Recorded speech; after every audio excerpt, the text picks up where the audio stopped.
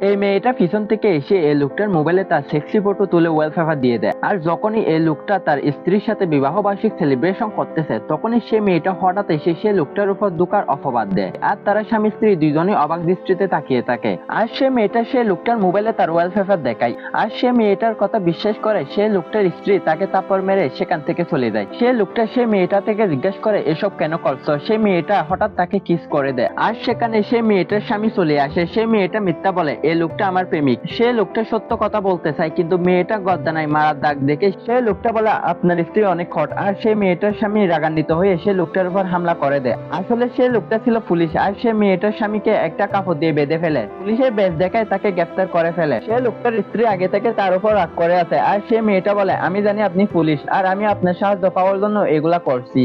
সে মেয়েটা তার থেকে ক্ষমা চায় আর সবকিছু ঠিক করার জন্য ওয়াদা করে। তারা একসাথে সে লোকটার স্ত্রীর সাথে দেখা করে। আর সে